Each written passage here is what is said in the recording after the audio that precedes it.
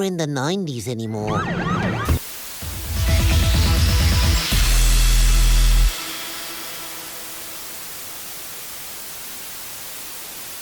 Hello and welcome to Watchin' Stuff, the show about watching stuff. I'm Nero, with me is my Canadian counterpart, WHYBOY, and today we're taking a look at Rocko's Modern Life Static Cling. Now, for those of you who don't know, Rocko's Modern Life was a ye old cartoon from back in the day, back in the 90s. It was a savage time. 90s kid, yeah.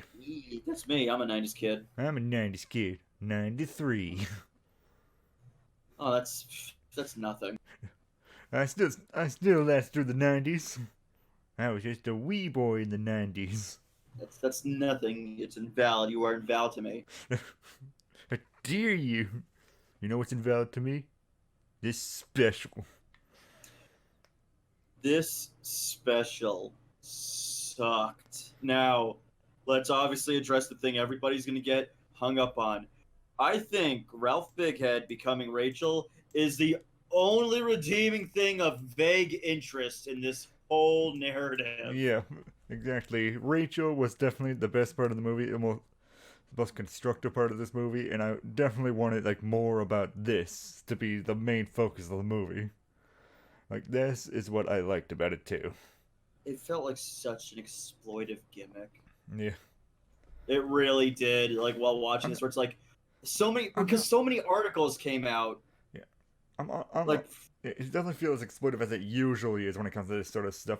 I feel everyone just latched on to be like, because they were so surprised by it because nothing was spoken about it beforehand for Rachel. But then after everyone got shocked by it, be like, oh my god, halfway decent like portrayal of a trans person.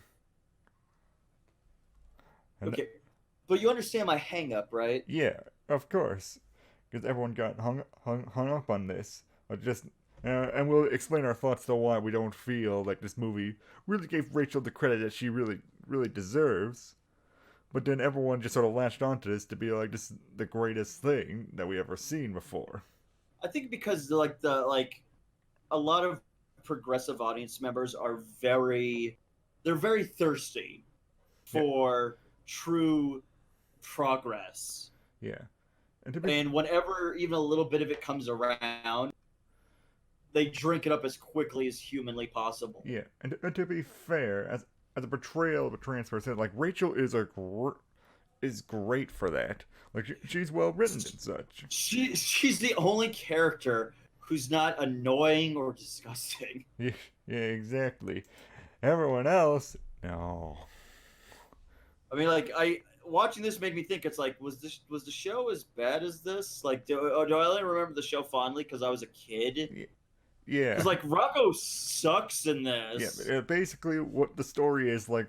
Rocker, Heifer, and Filbert are back on Earth after being 20 years in space. To basically realize, being like, oh no, we're not in the 90s anymore.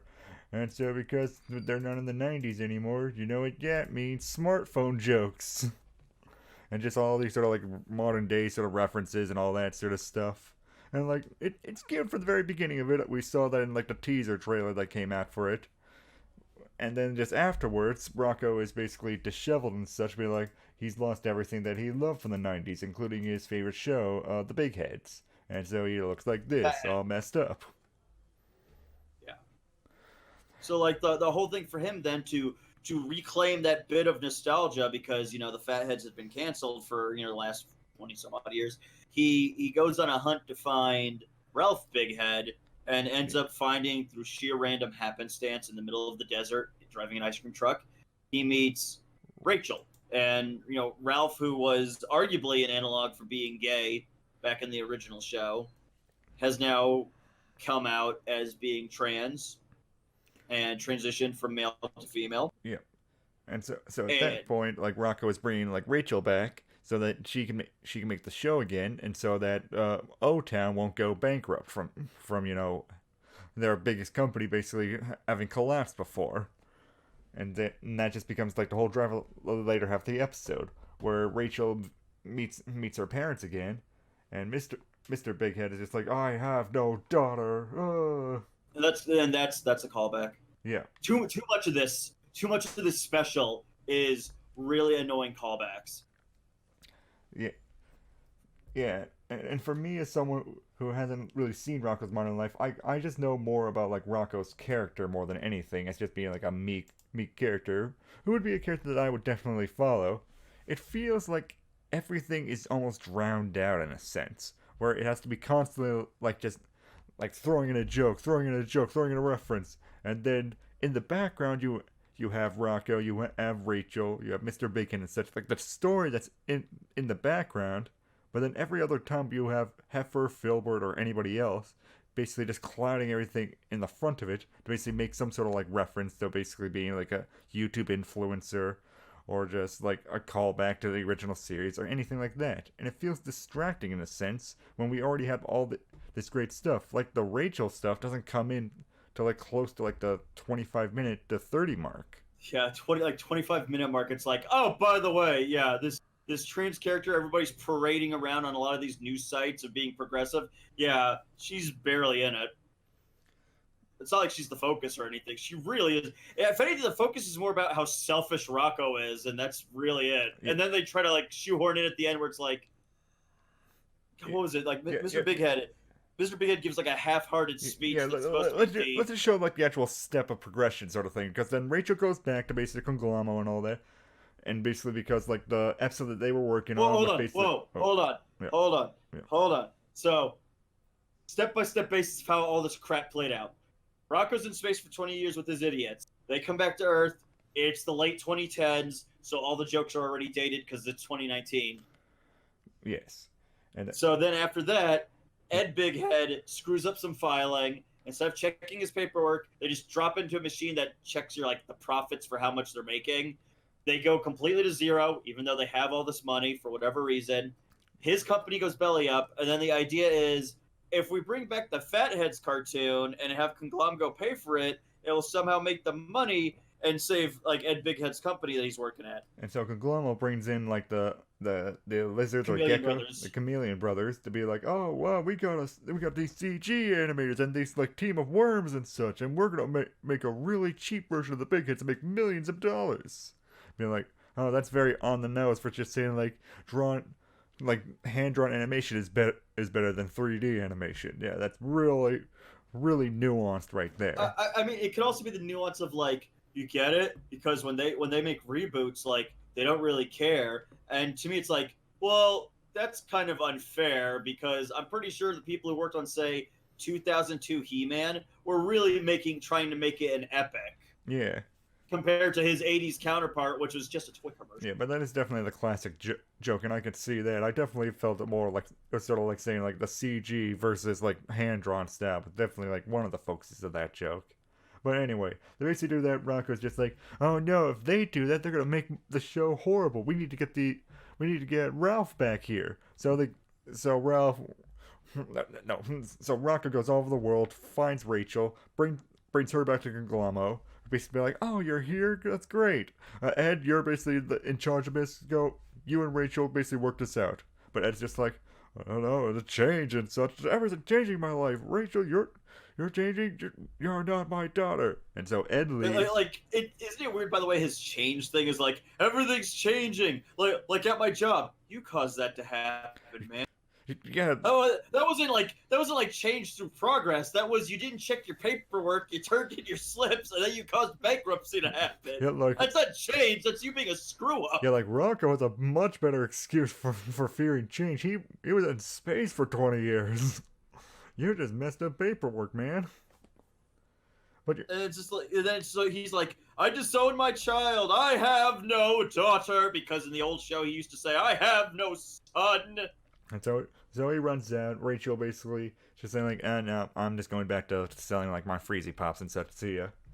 And then Rocko, for no reason. And then Rocko and Mr. Bighead then go and talk off like in like their like crumbling house and such. And then Rachel is just like in her ice cream truck and being like, oh, okay, I'll just animate it anyways. And then, yeah, like there's no inciting incident where like she gets inspired by like reconnecting with her parents. It's weird because like, I don't know if you caught this. Her mom, Bev Bighead, was fully supportive of Rachel. Yeah. And there was never that moment where she like talks to her husband, or it's like, you should be supportive of our daughter. How dare you be so narrow-minded? Instead, it's like, Rocco has to bag him and drag him through sheer force. Well, that's not fully true. She does say to him, it's like, oh, you should be more open-minded. I'm sure Rachel is happy the way she is, and that's it. That's where the inspiration should come from, is him hearing it from his beloved wife. Not the neighbor that not only has he not seen in 20 years, but he hates Rocco. Yeah, and Rocco doesn't really do anything to make him want to change and all that, because all Rocco does is be like, I'm sorry, Mr. Bighead, bags him, flies him there. Like, what are we supposed to interpret that as? If people don't accept change of any kind, we should force them to? No, that's not how it works, because you get more pushback through force. Yeah, it's sending across the wrong message, where it should be like a message of understanding and such, understanding the change and all that. But it feels like this special where it has like intelligent writing with like Rachel and such, but then it basically undercuts that with just being like, oh wait, we're Rocco's modern life, random. I don't even think it has intelligent writing with Rachel as a character. I think the idea is like, you did a good job showing that, holy smokes, trans people are like... People? Oh, the novelty, the deception. Who would have guessed that they're people like you and I?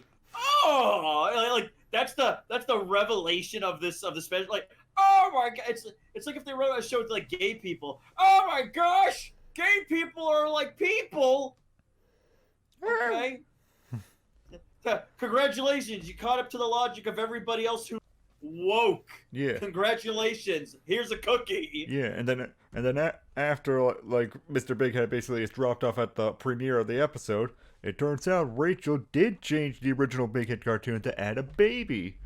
And Mr. Bighead likes the cartoon because they remind him of like a flashback that's been throughout this entire episode, and he realizes, that is still my child.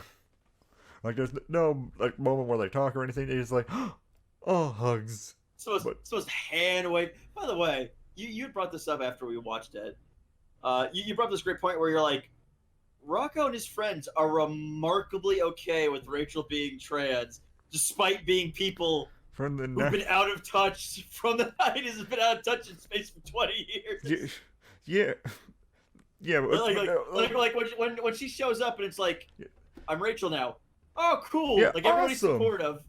And then for no reason though, it's just like, you changed my cartoon. Whoa. Yeah, Rocco's just like, well, you can't change cartoon. Everybody, why are you liking this? It's different now. Well, why can we accept this? Which part of it, I'm sure, is maybe Joe Murphy's commentary on like, this is exactly how audiences are gonna react when we show that like Ralph is now Rachel. People, you ruined Rocco. The sanctity of Rocco. That's exactly what happened. That became a famous. Yeah, I know, but like, the commentary doesn't really say anything. It's just like, yeah, stupid people constantly have like spasm react. Everyone does, and there's nothing wrong with having a spastic reaction to like a trailer or something, though. Yeah. It's like people giving us grief about the Disney rehashes. Yeah. It's like, so why'd you come along a Disney rehash? Is it a remake of a movie that they already made? Yeah, but it looks like this one might be different. Okay, but they really haven't been that different with every other one that we have to look at. Yeah, it's still basically the same story and all that sort of stuff. It's remaking it from the original one, so it is rehashing it. Yeah. I feel like the commentary of this is just like, it's too on the nose. It's like, none of it's clever. Yeah, it's just too on the nose, just saying like what it's obviously saying. And definitely it doesn't really pull through with it. Like going back to the scene where the three guys meet up with Rachel for the first time, they're all like, oh, awesome, cool. And then instantly the next joke they do is just like, Heifer's just like, Roger. And Filbert's just like, oh, wait a minute, I thought your name was Rachel. And Rachel gets the stinky face. You're like, you get it? Because she used to be a he. Okay. It's kind of counterintuitive to show them that they were acceptable like 2 seconds ago, and then like Filbert's like a dick afterwards. It just making an instantly more transphobic sort of joke afterwards. It's like someone coming out and you're like having a friend, and your friend's like, I'm gay. Oh, that's cool, man. Good for you. And then like not 2 seconds later, let's go, homo. What? You instantly just Yeah, maybe you have a more connection before you make that sort of joke, if at all. Yeah, I mean, like, I'd hope it would never be that. But it's like, it's that level of, like, I don't get it. Like, they seemed acceptable. What was the point of, like, I guess maybe the idea is just supposed to be like, oh, I thought, like, the joke's just like, oh, he thought the name was Rachel, but he hears Roger. It's like, okay. It just doesn't feel like a joke that really needed to be there. It feels like it just, like, undercuts what they're trying to go for with Rachel. Especially because with the things put together then in that sequence, it could be easily misconstrued as, does Phil ever have a problem with Rachel because she's trans? Yeah. Like, it easily just could get misconstrued because of how things are set up in alignment. Yeah, exactly. That's where, like, I found it, like, the most weird when I just saw the clip out of context the first time, where I heard, like, the awesome and all that, being like, wait a minute, why does this feel weird to me? And then I realized in context, being like, oh, I get it now. They're treating it just sort of like that classic joke, which is like, oh yeah, I accept you and all that, which feels like, well, this doesn't feel like you're actually, accepting sort of thing. It just feels like an instant reaction to just basically just get past it, be like, oh, cool, awesome, yeah, let's go. Yeah, like, I understand the idea where it's like, we should accept people for who they are. Fair enough. That said, though, it feels like the idea of, like, embracing change shouldn't be, that's it. Yeah. Embracing change is hard. Especially, like, physical change is hard. Like, it's so hand-wavy. Yeah. where it's like, I actually appreciate the part where, like, Mr. Bighead doesn't at first accept her, because, like, for some parents, yeah, that would be hard. It'd be hard. And to be like, well, let's just blindly accept. That's not realistic. Humans are complex entities. Yeah, definitely bringing, like, the whole realistic argument. It's going to cause, like, some people to be like, this is a cartoon, it's not realistic. But definitely the emotion that we're supposed to feel from this is supposed to be the real part of it. Like, what Rachel is going through is supposed to be the real part of it. Exactly. You're dealing with the person that's going through a transitional period in their life, and then they have to come out to their parents about it. And the fact that it's like, oh, Mr. Bighead doesn't accept it. And it's like, oh, you could do some interesting, like, commentary with that. Nothing. It's completely glazed over, and 5 minutes later, it's just like, oh, yeah, Rocco kidnapped me and brought me here. Yeah. Acceptance. It's like, oh, okay. Oh. Yeah, and that just also leads to, like, the main issue of it for me. It's just, like, the character of Rocco. Like, I haven't seen much of Rocco's modern life and such. I just know, like, he's a much more meeker sort of character and such, except when he's, like, super frustrated, he basically explodes sort of thing. But from seeing this just special and such, he came across as just a real jerk. Like, he was just focusing all on just getting the big heads back. Like, to a point where it doesn't feel like he really gives a crap about Rachel. Like, really, after the point where Mr. Big Ed and Rachel basically split up, why was he still caring about the show at that point? Wouldn't a nicer character go instantly be like, oh, I don't care about the show anymore, I go for Rachel. Basically make her feel better, to basically try to boost her up, to basically, build the show again, to basically move afterwards. Like, maybe still at the very end, Rocco is still like, oh, this thing is changing and all that sort of stuff, but we would still have the context of the scene being like, sure, you'll get a little bit pissy over the actual cartoon and such. Like, that's fine. That's just, like, small petty potatoes that everyone gets. But with Rachel and such, he knows that accepting her is the right thing to do, and supporting her is the right thing to do, and basically help her basically connect with her dad again. That's the right thing to do. Well, maybe it could be a commentary on, like, fanboys get obsessive about the stupid stuff. Yeah. Which, I mean, like, okay, but you didn't really say anything. It's not like Rocco didn't get better by it. It's literally, he's a jerk at the end. Mr. Bighead gives a half-hearted speech about, oh, yeah, we have to accept things. We have to accept change. Like, it's okay to enjoy the things we enjoy. Yeah, that's fine. Yeah, and he's like, oh, okay, I guess change is good. Hooray! Yeah, and that's like, because change is just that easy. And like, it feels so on the nose and just definitely glanced over. It just makes this special so disappointing to me. Yeah, I agree. And the thing is, critics are praising this. 100% on Rotten Tomatoes. It's been clamored as a huge progressive step for Nickelodeon. Yeah, that's probably why it was on Netflix and just not on the network. It's considered a minus, calling it a smarter and more powerful, more resonant piece of satire than the show's overall reputation. Satire should be a little bit more nuanced than this. Yeah, satire should definitely not be like on the point where it's this is about as satirical as those terrible all those terrible movies, Scary Movie, The Scary Movie, you know Smarter Movie, yeah, the Epic Movie, Date Movie, those sort of movies. Like where they basically just where like, it's like reference. Yeah, that's that's exactly where it's like, because remember it's like, and there's Iron Man. What's the joke? Iron Man. Okay, yeah, Iron Man's a movie that exists. What's your point? He blasts off and he you're not- dies. Oh, okay. Okay, yeah, that's what this is like smartphones. Okay, do you get it? Because smartphones are always updating. Okay, but this is 2019. That's widely accepted now. It's not like what it was in the like early 2000s. Yeah, exactly. And So just do you get it? You should more tech stuff. Look, here's your... Oh, this stuff is being put into my head through the internet. Whoa. Yeah. Like this. Also, this is gonna be a weird thing to get hung up on. I find it hard to believe that Rocco couldn't find old episodes of the Big Heads online. Dude. Well, that's just adding the realism on pirating and such. Like, that's something I just move past and be like, obviously you can pirate anything you want nowadays. Well, the fact that like they have O2 instead of YouTube, and then it's like I can't believe my favorite show's gone. You could probably just do a search, man, and find it in like 2 seconds. Yeah, I was more thinking like, why don't you just like get the DVD of it or something like that? If it was such a big show, wouldn't they have a DVD? Or maybe they're like Nickelodeon or any other sort of company. I was gonna say, oh, maybe it's a cartoon. Hey, you know the show you love? Yeah, we're not releasing it. You're screwed. It's canceled. It's off the air. Eat it. Exactly.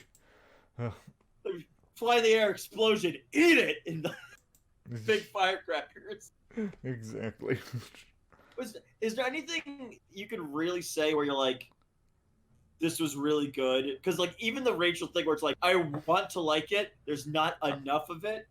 I still feel I like the Rachel thing. I like the scenes with Rachel. Like, if all those scenes were basically just on their own sort of thing, I would like the special a whole lot better. Because there's nothing about the Rachel scenes that I really disliked. I just felt like I wanted more of that.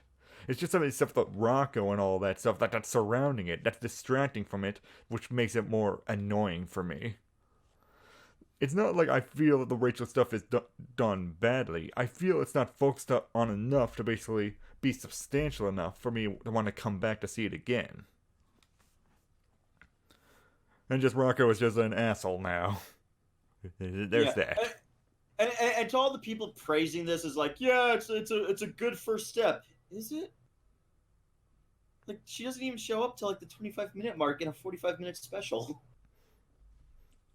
Well, I'll say it is definitely a step to actually show like a character like this, because then like before we would have stuff like, I'm trying to remember like one of the shows that I haven't seen, but definitely saw like Shizao, where basically like a boy would do cross dressing like a girl and such.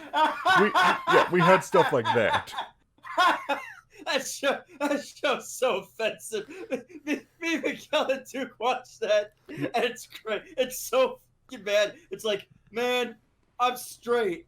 I'm a straight white man, and even I'm like, I find this offensive towards cross-dressers, towards trans people, to like everything. Yeah, so I do feel this. Even just to women, it's offensive. Where it's like, what tools does this female superhero have? I use like lipstick and eyeshadow. Get it? Because broads use makeup. So yeah, in that sort of sense, I do feel this is more of a step forward. At least Rachel is not an insulting sort of like representation of a trans character. The craziest thing, Rachel's not like a stereotype, right? Like Rachel's just, I was a guy, I'm a girl now. Yeah, she's the exact same as she was before. She's just a girl now. And just like, you know, that's the most like accurate way of basically having a character like that. She feels comfortable in her body now. Awesome.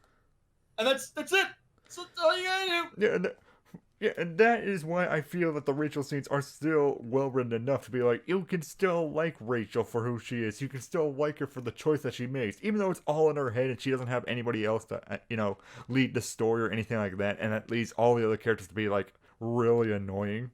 There's like one good story in this menagerie of a mess, and it's like we're not even getting that story. Yeah, yes. So I will be. I'm gonna be honest and still say it is still a good step forward to be like we tried this for us, it didn't work, but this is definitely a good step to show like we can have characters like this and we can have being uh, trans to be. It's not like a thing to be like Shazam where it's just like, oh my god, I'm trans. Whoa. Well, Wacky. she's how it wasn't. She's how it wasn't even. It was a trans thing. Yeah, it's more cross dressing thing, but yeah, it's still. And there was like other like trans shows and stuff and trans characters where it's just like, I'm a trans character, thumbs up for me. Or it's just like, Yeah, no, well, like, that's why I'm upset with like the articles reporting this, where it's like, we made a character that's trans, okay, but you didn't really do too much with the story of that character. It's more or less, we did that thing. You should just be proud of us. Brownie points, please. It's like, brownie points for what? Yeah. I'll say just as myself, I am proud that Rachel exists, and I do like Rachel and such. I am just saying, like, flat out, it could have been a whole lot better. And I agree. Like, I love the idea. That's the thing. I love the idea so damn much. Where it's like, wow, a Nicktoon is going to address this important. No. yeah, Oh, well, okay. yeah, I mean, it's cool. Hopefully, we could do more like this in the future. yeah. Hopefully, this because of its success and stuff, we'll be able to see a lot more of this in the future. Like, I'm looking forward to that. And if this representation is good for you, if you like Rachel, you like this special and such, all power to you. This is still much better than most of the other schlock that basically becomes basically like the fodder for the news and all that to be like, oh, look at us, look at how proud we are for all these LGBT things. I think one of the things that I'm hung up on that I'm a little bit upset with is like, this is a double-edged sword with me, where it's, I'm glad we didn't want to treat her as special, because it's really annoying whenever they do something and it's like, this should be special because we did this. And it's like, you can't normalize it. Yeah. If you put it on it goes back to that scene from Sonic Boom of all shows where, Pink Hedgehog, Amy. Where Amy runs her mouth about like, that's right, a woman could be as good as a man. I'm going to break the glass ceiling. And Knuckles, out of any character on this show, has to point out where it's like, when you bring attention to it, you're not normalizing it. You're making it an exception and not part of the status quo. And if you want it to be normal, you have to let it just become part of the status quo. You have to stop treating it like it's super special. Yeah. And in that regard, that's the thing I like, where it's like, here's Rachel. Ralph got a sex change. Oh, neat.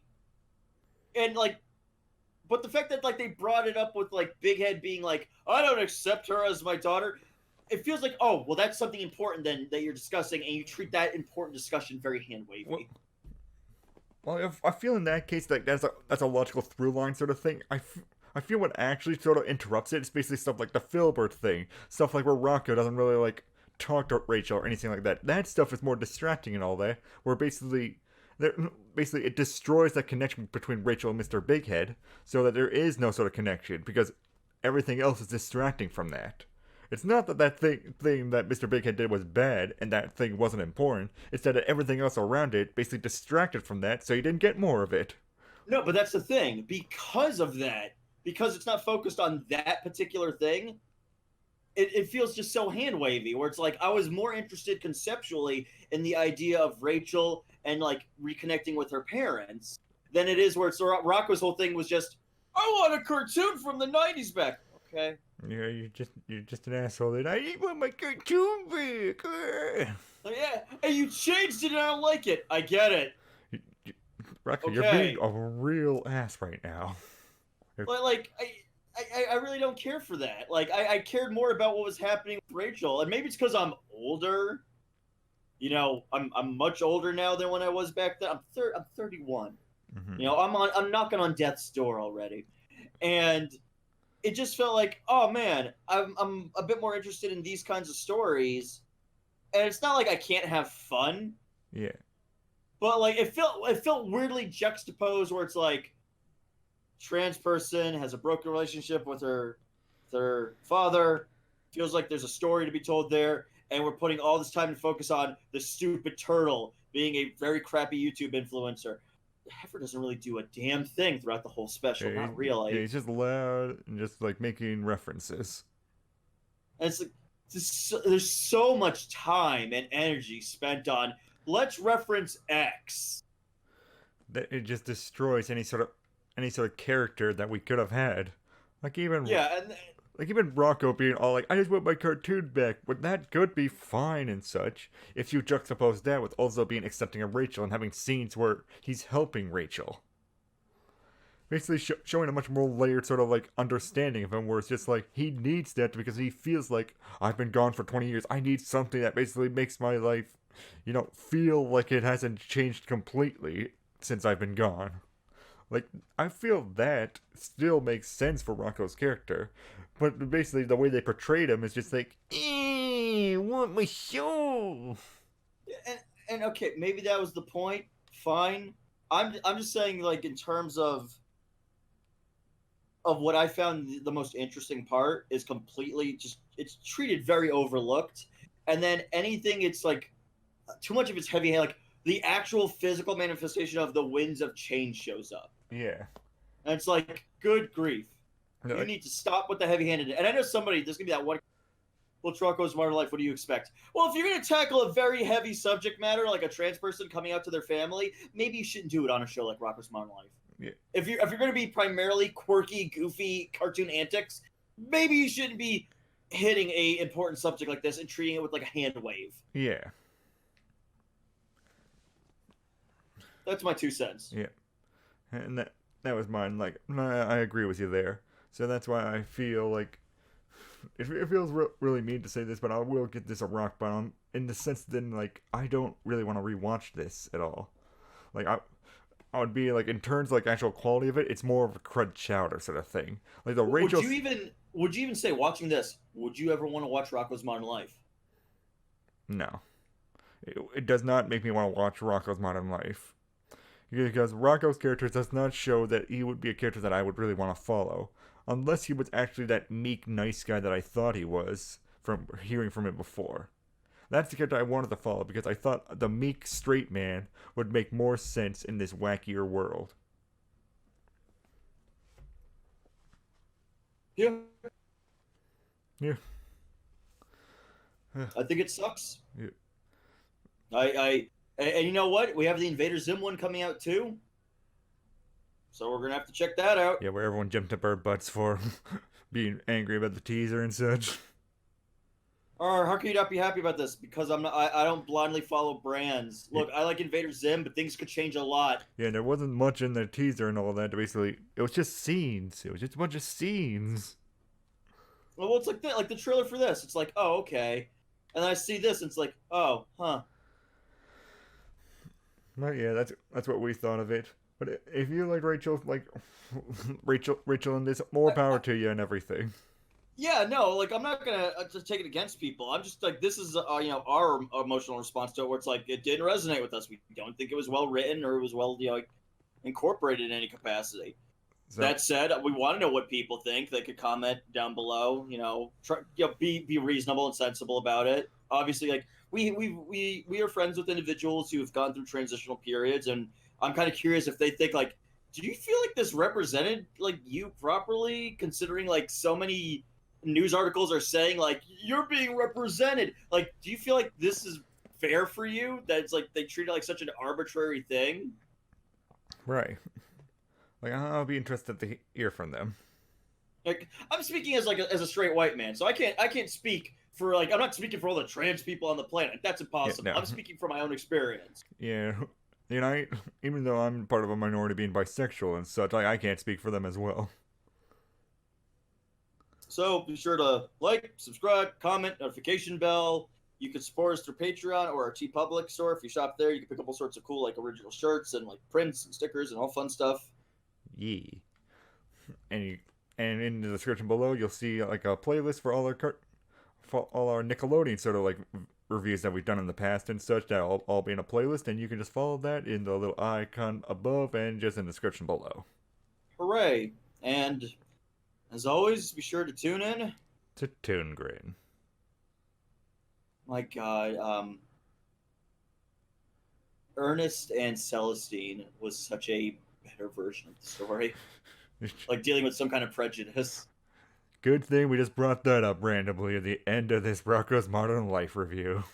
Isn't that the whole Rocko's Modern Life special in a nutshell? Ho ho!